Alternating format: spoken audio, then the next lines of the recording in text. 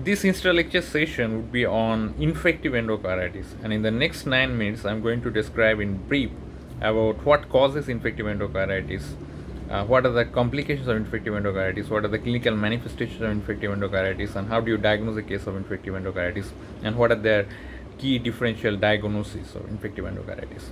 Now, there is a famous dictum in the medicine that if you get a patient with high fever and a changing murmur or new onset murmur, that's a case of infective endocarditis until proven otherwise.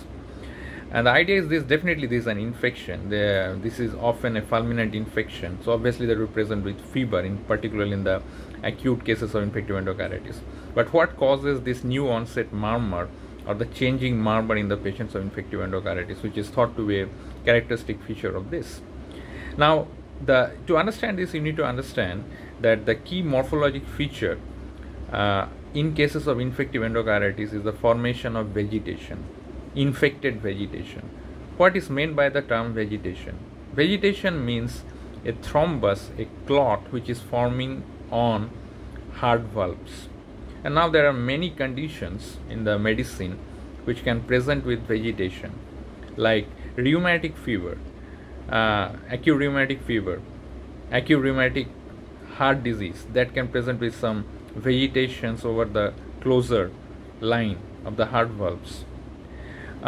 In SLE, you can have Liebman-Sachs endocarditis. They can also present with vegetation.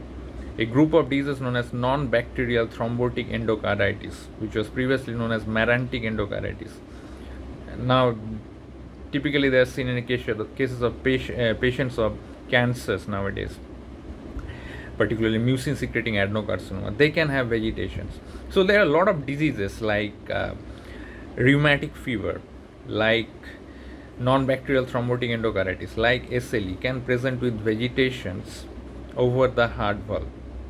But the uniqueness of infective endocarditis is that these vegetations are actually infected. They contain a lot of bacteria, and these vegetations are actually highly friable, and they're quite big, large.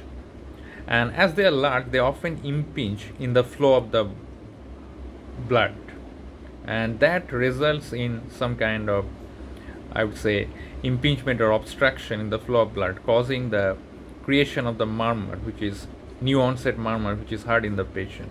And as the size of the vegetation, this thrombus could increase or decrease because they are highly friable in nature. So the kind of murmur which we are auscultating, that their nature of the murmur could also change with time.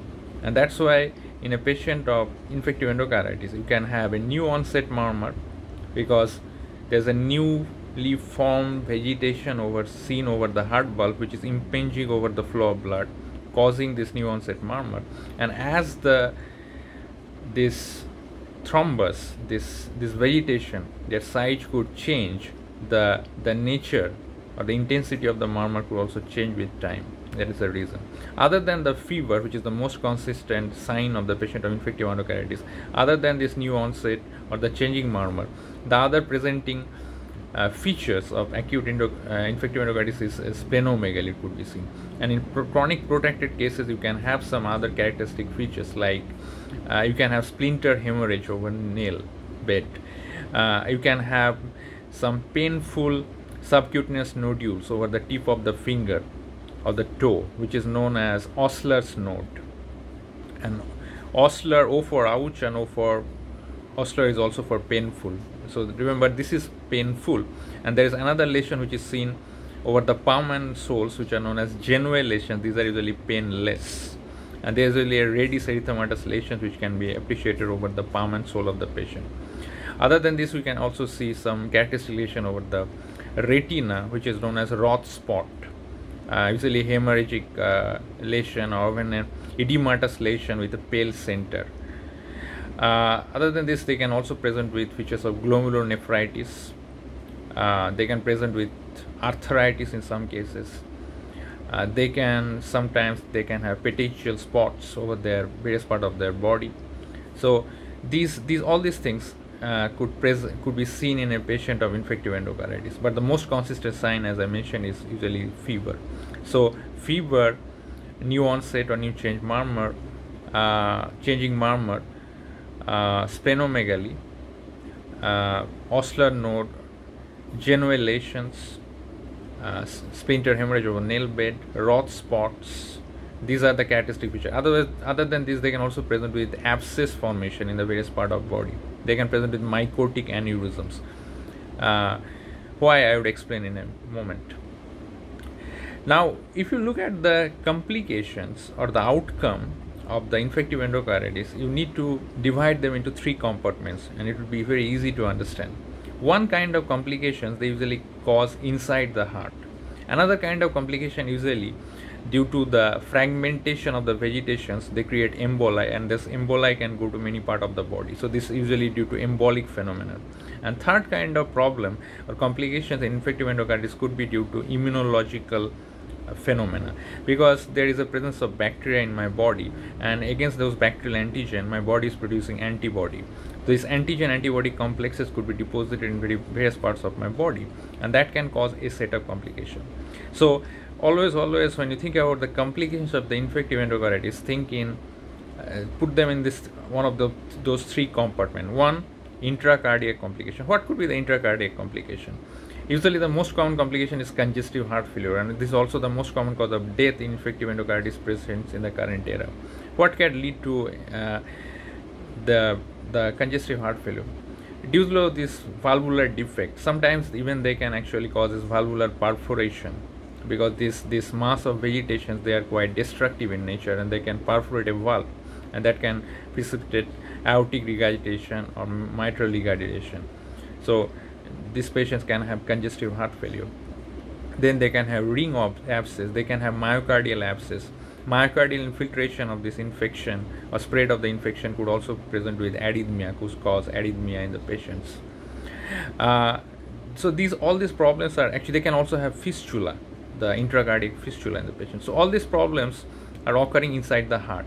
Second kind of problems could arise because these vegetations which are there, this mass of fibrin, platelets, inflammatory cells, and those bacteria, the microorganisms, they are highly friable in nature, and they can be broken into pieces, and those small pieces of the vegetations, they can go to many parts of the body, and as they are carrying a lot of deadly bacteria, they can cause an abscess formation to wherever part of the body they go, they reach. So they can cause abscess in the spleen, they can cause abscess in the intestine, they can cause abscess in the kidney, and they can also cause brain abscess. So all these complications are usually related with the embolic phenomena, embolism.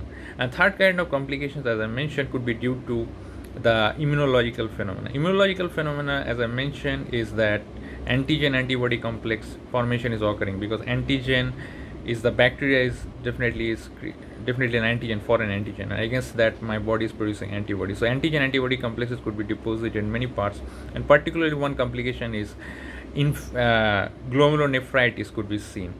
Particularly the type 2 RPGN could be associated with this, type 2 rapidly progressive glomerulonephritis, because the antigen antibody complexes could be deposited over the glomerular capillaries, and they can precipitate a kind of glomerulonephritis in the patients. So you can always divide them into these three compartments which I mentioned. Other than this, the key points that you need to know, that there is a concept of acute and subacute infective endocarditis. Acute infective endocarditis is usually typically seen in a normal valve with a highly virulent organism like Staphylococcus aureus, and subacute is usually seen in already damaged valve by a less virulent organism. Another very important concept, that nowadays 10 to 20% cases of infective endocarditis are seen in prosthetic valve, and prosthetic valve endocarditis could be divided into early onset and late onset. Early onset means the endocarditis is usually appearing within first 60 days, and late onset after 60 days or after 2 months. This is another key concept that you need to know. For the diagnosis of this, we usually use a modified Deuce criteria. And for the diagnosis, the two important tests that you like to do, definitely first would be a microbiological blood culture test, and second, it usually we use is echocardiography. And particularly transesophageal echocardiography is thought to be a better alternative compared to other forms of echocardiography to make this diagnosis. So these are the key concepts that you need to remember about infective endocarditis. The other points I'll be discussing in the coming lecture. Thank you very much.